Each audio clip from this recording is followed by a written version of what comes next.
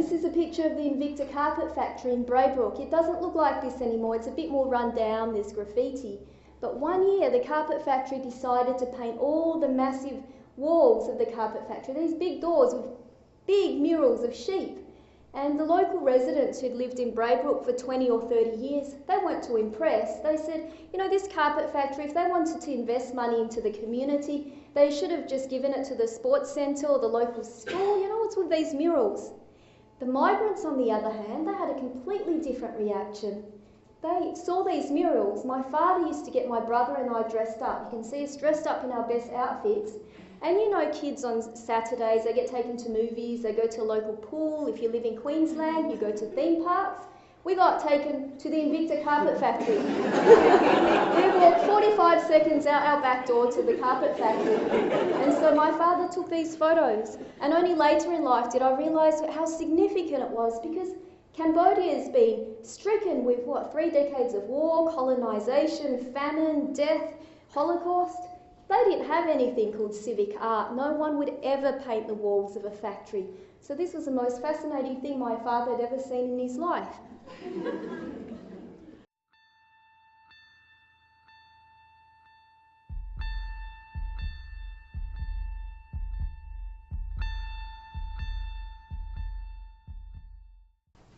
Yes, that's why, and this is a true story, my father remembered a book when he was quite younger that he'd read in Chinese, translated from the English into the Chinese, and it was about a young girl who finds herself in this wondrous, amazing, magical land. And so he named me Alice, because Footscray was a wonderland to him. He'd never seen anything like it.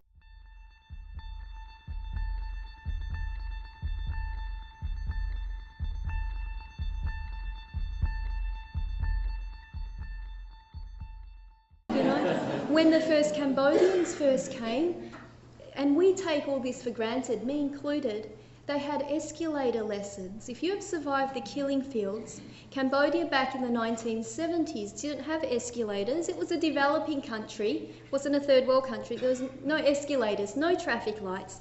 So the Cambodians came here, saw escalators and thought once you got to the top you were killed. So that there would be swarms of them at High Point Shopping Centre with a midway migrant hostel person showing them how to step on the escalator, go to the top and come back down again.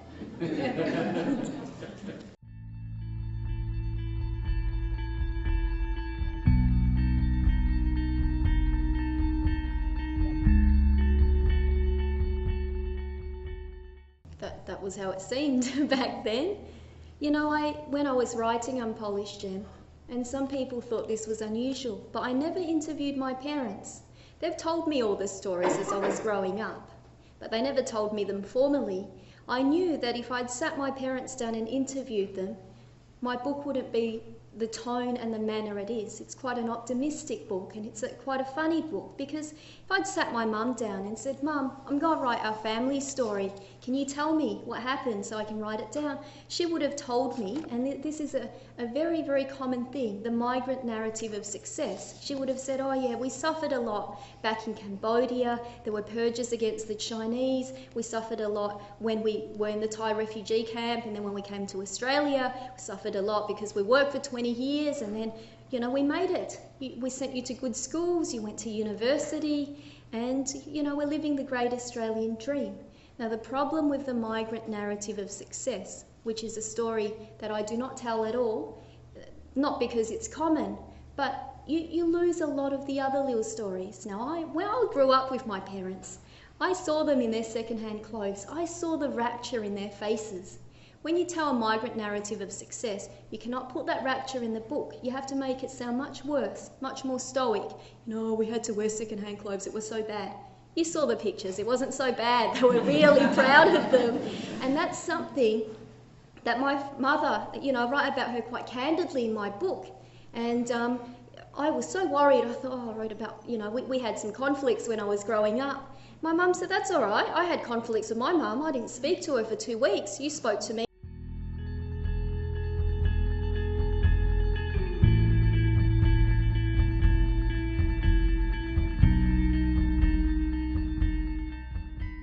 And your sense of belonging. When I was writing Unpolished Gem, one of the things that really struck me was when I wrote the chapters about my mother. I had no idea how life was difficult for her, not back in the old country, not back in Cambodia when she worked at 13 and babysat and did a host of other things. She had a community then. In Australia, she didn't have a community. She was alone in this shed, and all of us were speaking English. She couldn't understand us. She couldn't read anything we could. You know, she'd worked 20 years to get to this big house in Avondale Heights, which is one of those Delphin suburbs where you have the A.V. Jennings home, massive, massive mansions. And she thought, well, this is a life I've dreamt of, but I could just imagine her being in this empty house when we're at school, sitting in front of the television and thinking, now I live a life of luxury, and switching it on, and she couldn't understand a single thing.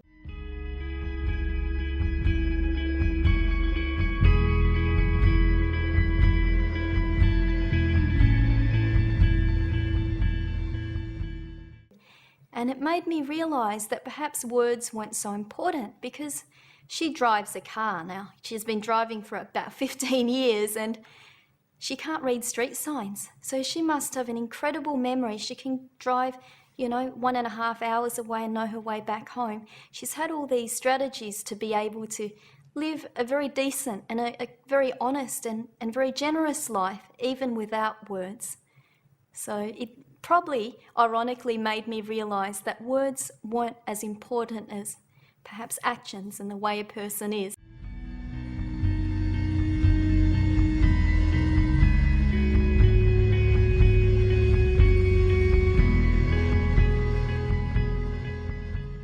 When you are a new migrant, you go through cycles. So your parents will work very, very hard and sacrifice their chance at assimilating and the chance of learning English, their chance of mixing in with Australian society or having even friends in order so that you'd have a good education and we would be able to sit here and talk about books.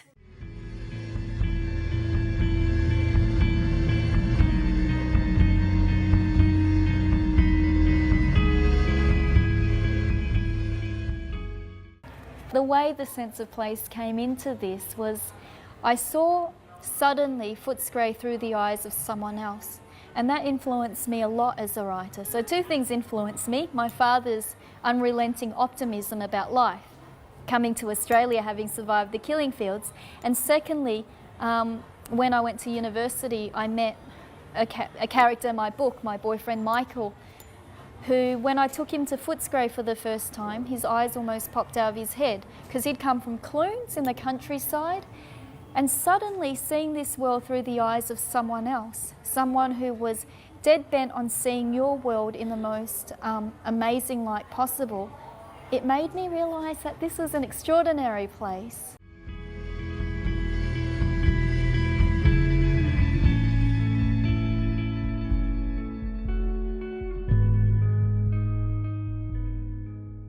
At a Retravision store where I worked most of my young adulthood, sometimes as a child as well. On hot summer days in Melbourne, my dad would set us up on a table, me, my cousin, my brother, and because we were small and cute, he had these ice shaving electronic machines that shaved ice. So we were meant to sell them at the front. Now, we didn't know anything about selling. All we were meant to do is make ice cones for people during the heat of summer. So that was my first foray into retail.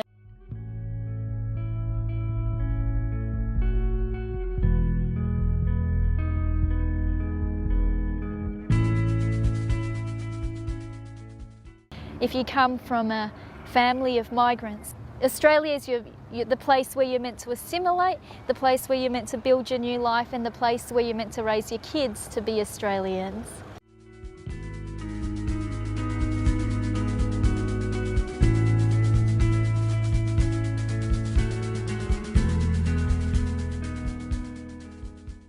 And then on the next level is the country in which your parents come from. And whatever happened in that country is going to shape your sense of identity. I don't believe that you can be truly 100% rooted in one place if you're a migrant, even if you're born here with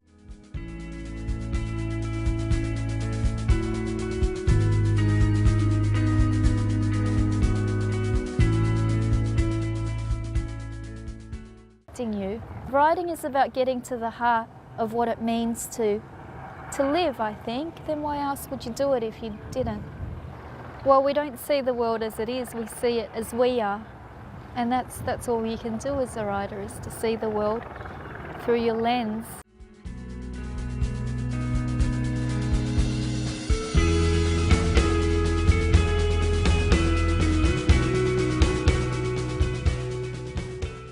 When I was 17, I had a nervous breakdown, and when that happens, you lose your senses. Even your sense of vision becomes tunnel vision, literally. There's blackness, and that's all you see. I don't know whether there's a physiological explanation for it. And your sense of touch, I lost my sense of being ticklish, and your sense of smell and taste are completely dead. When they come back to you, it's like being born again. You can never take any of that for granted.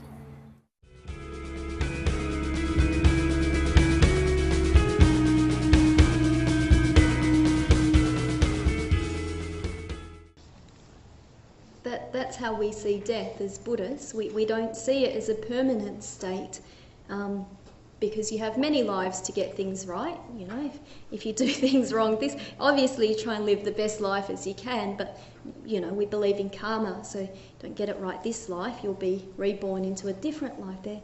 Nothing is as permanent as it seems.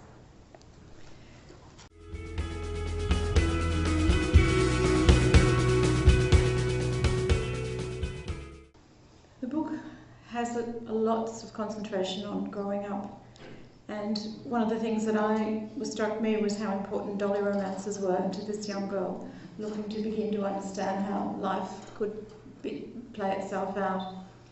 And she writes, "To raise a young girl, I realised you'd need gallons of social conditioner with added spirit deflator. Rub onto every limb until limp, put the child into a chair and wait until she sets. When appendages harden, you know you have a perfect young woman, so still and silent and sedate that you could wrap your precious one up in cotton wool and put her in a cabinet. Ah, look at the darling geisha behind the glass." Thank you for reading out that passage. I was just thinking about, you know, when I wrote about social conditioner, that is how a young Southeast Asian girl is brought up. And there's a line in my book. My book isn't called Unpolished Gem so that it sounds like Amy Tan and I sell lots of copies. There's a good reason why it's called Unpolished Gem that a lot of people don't pick up. It's because there's this Chinese Cambodian saying that goes something like this: a girl is like cotton wool. Once she's dirty, she can never be clean again. A boy, on the other hand, though, well, it's a different matter. You know, it doesn't matter how dirty you get a boy, because a boy is like a gem. The more you polish a gem, the brighter it shines. And that's a terrible double sexual standard. It's not some fundamentalist archaic relic of some, you know, Asiatic past. Because when I go to school groups and I say that, the girls in the audience understand. They've got Paris Hilton pretending to be a role model. The boys, you know, sometimes I go to boys' schools as well. When I say that, they'll hoot and they'll holler and clutch their belts and say, "Yeah, miss, we're legends." So it's not confined to one particular culture. It's a sad thing that happens.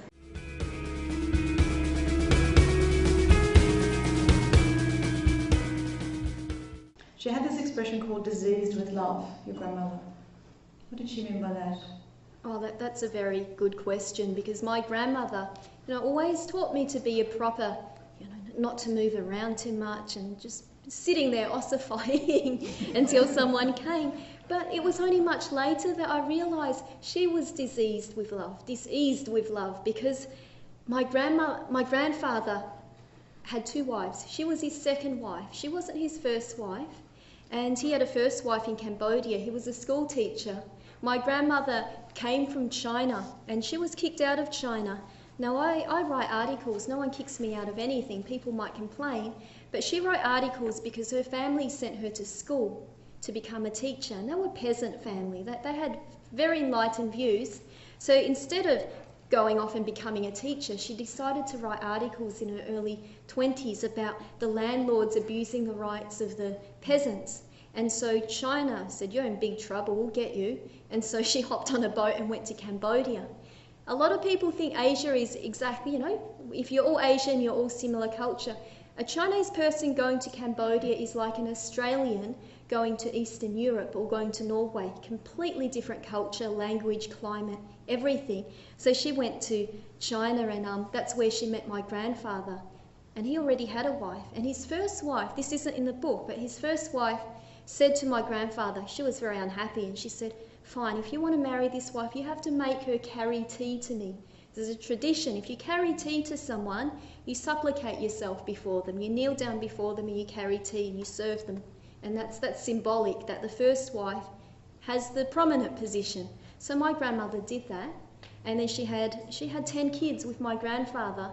2 of them died, and 1 of them she gave away. The reason she gave this child away was because my grandfather's first wife, she only had girls. She had 2 girls. She couldn't have any boys. And so my grandfather said, oh, you've got enough kids, just give one to the other side. So my father grew up next, very close, across the street from his brother, without ever knowing that was his real brother. And I just imagine the pain that my grandmother must have gone through to relinquish this child.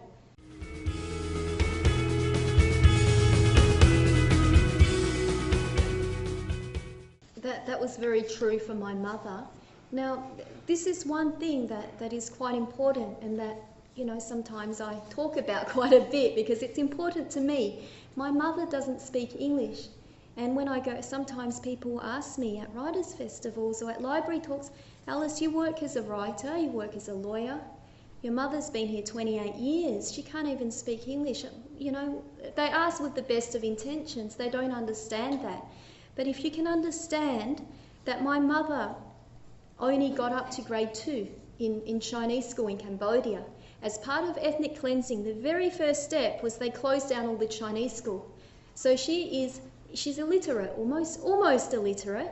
So when she was 13, she started working in a plastic bag factory owned by this grandmother who had 8 kids and had to give one away, and who was a single mother. She started this plastic bag factory and hired very young employees because they were the most nimble. My mother was one of them. And since then, my mother has not stopped working since she was 13. And when she came to Australia, she built up this ideal of the great Australian dream. We'll work so hard, we'll get this big house in Avondale Heights. Our kids will go off to good universities, they'll become successful. And, once all the work is done, I'll sit back and relax and live a life of luxury.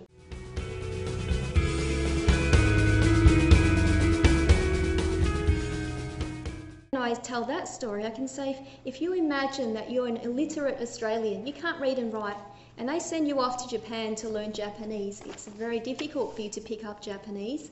If you couple that with having 4 kids and trying to bring them out of poverty, because, we weren't that well off in Braybrook, we made the best of what we had, then it's almost an impossibility.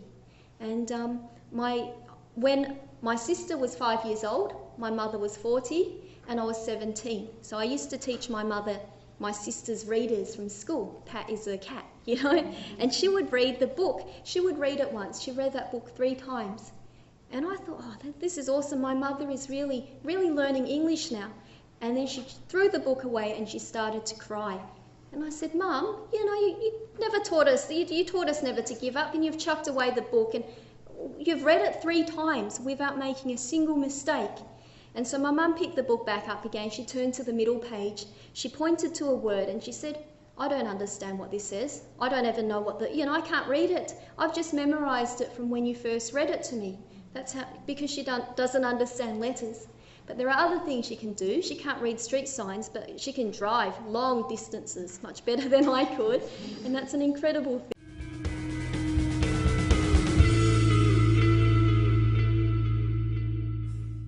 I was just telling Kerry, and this is entirely everything that I am today, my language, everything I have inside my head in English has been given to me by my teachers. If you can imagine, my parents came here. We don't have cultural capital. We don't have books in the house when I was growing up. Everything that I've been taught was taught by teachers. I would not be a writer or a lawyer or a teacher today if it were not for the many teachers that contributed. We came as blank slates. We have a Cambodian history that had been wiped out by Pol Pot. We didn't grow up knowing about Shakespeare or even about anything until it was put in our heads. And so that's why it's so important that you get good teachers for migrant children, because everything you put in that head stays there in some form or another.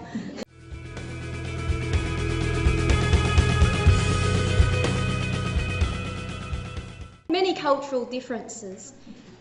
Australian kids would be able to take their boyfriends and give them a peck on the cheek or even kiss them at the age of 16, or maybe some families 18. That would be considered normal.